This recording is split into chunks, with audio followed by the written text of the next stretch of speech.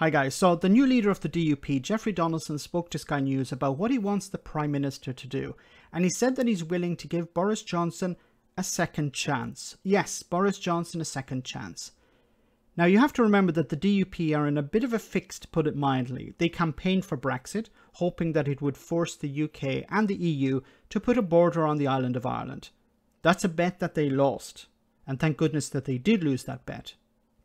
They put all their chips on the Tories to come through, and they feel betrayed. The problem facing the DUP now is that they hold the position of First Minister in Northern Ireland, but next year there's a real possibility that they could lose it to Sinn Féin, their mortal enemies. The DUP are hoping to stop the protocol being implemented by throwing a tantrum and threatening the North-South institutions, the ones that came out of the Good Friday Agreement. But they have no power over Boris Johnson. He's the one who's responsible for implementing the protocol. So let's hear what Jeffrey had to say. We've heard him recognise that there are difficulties in terms of the relationship between Great Britain and Northern Ireland, but not just in trading terms. The Prime Minister also needs to recognise that this impacts on our constitutional position. No, it does not. Jeffrey continues to use this argument. The DUP use this argument, but they have no evidence to back it up. Northern Ireland's position constitutionally has not changed. When it comes to trade, yes, Great Britain is a third country. Northern Ireland is part of the single market when it comes to goods. But constitutionally, Northern Ireland's position has not changed one bit. What's funny about all of this is Jeffrey Donaldson, some days ago, posted a picture of himself holding up a blue passport, a post-Brexit passport. Northern Ireland's position has not changed. If it has, perhaps he could provide some evidence of that. I'm prepared always to give people a second chance. And I'm prepared to give the Prime Minister an opportunity now to put right what was done wrong to Northern Ireland under the protocol. But there are those who would say it's time for the DUP to put right the wrong of promoting a Brexit that was going to require a border somewhere. Finally, a journalist who asked this question or makes this point.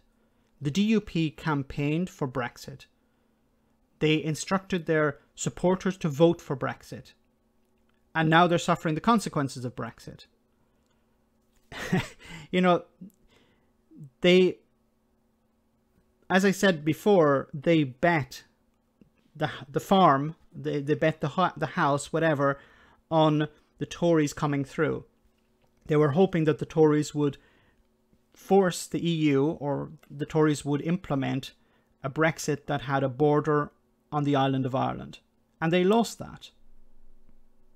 Is it perhaps time to look at the positive, to promote the benefits of having access to the EU market and the GB market? I believe there are opportunities going forward, but we can't get to those opportunities because of these unnecessary barriers. Much of our supply chain comes from Great Britain. Whether you are a consumer buying goods in a supermarket or a business relying on component parts for your manufacturing process.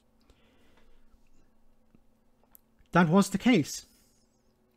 But because of Brexit, everything changed. Now, if you have a business, you can say, okay, I'm going to put my operations on ice. I'm going to freeze everything until Jeffrey Donaldson and the DUP are able to reopen these supply chains with Great Britain. Or I can be practical, realizing that Brexit is here. Brexit is not going to go away. I can be practical and I can say, instead, what I'm going to do is I'm going to open up supply chains where I can. For example, in the Republic of Ireland or in the EU or even in Northern Ireland itself. No business, well, any business that says I'm going to wait for the DUP to get rid of the protocol is going to close if they need to rely on Great Britain. Now, some businesses may not be able to find supply chains in the Republic of Ireland or in the EU, and those businesses will close. But this is a consequence of Brexit. I wish the DUP were honest, but then the DUP are always dishonest. So waiting for the DUP to get rid of the protocol so that businesses can re-access the GB market like before is idiocy.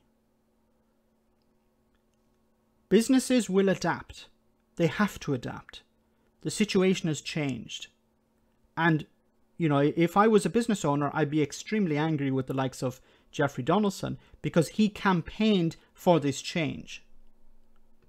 We need to fix that supply chain problem. We need to restore Northern Ireland's place within the UK, both the market and constitutionally. And if we can do that, then yes, we will see the opportunities that will flow, provided we can find practical solutions on trade with the EU. Notice that he never says we can find the benefits of the protocol. The protocol is here to stay. Now, he wants to get rid of the protocol. Boris Johnson, at the moment, has no intention of getting rid of the protocol because it's part of the withdrawal agreement, an international agreement signed with the European Union.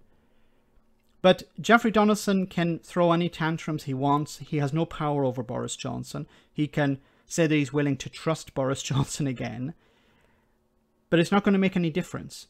Now, what's interesting is I uploaded a video recently where the Brexit Minister, Lord Frost, and the Northern Ireland Secretary, Brandon Lewis, were suggesting that the EU are trying to implement the protocol in an extreme way.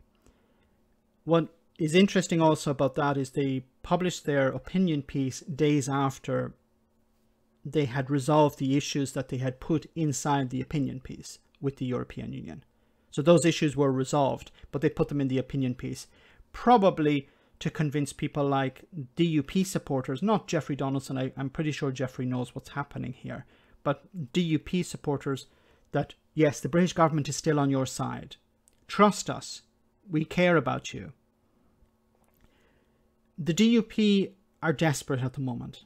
They need something because they're losing support to the far right within unionism, the traditional unionist voice, and they're also losing support to moderates like the Alliance Party and the UUP. The protocol is all they have. And unfortunately, they don't have any long-term thinking. If they had long-term thinking, they would say, okay, we need to ditch this problem with the protocol. We need to work with businesses, try and help them, say, look, this is what we have. Let's be pragmatic. Let's be practical. The protocol is here to stay. But they don't think in this way. Everything is about no, no, no. We don't want change. We want to go back to the way things were. Well, if they wanted to go back to the way things were, they should have never campaigned for Brexit. Let me know in the comment section, guys, what you think. As always, your comments are greatly appreciated. Thanks a lot. I want to say a big thank you to all of my patrons. You ensure that this channel continues to exist. I'm eternally grateful for all of your support. If you join Patreon, you will receive instant access to our Discord server, where we have both audio and video chats. You can chat with me and other patrons, where we discuss important and non-important issues. Becoming a patron per month costs about the same as a large coffee, so why not check it out?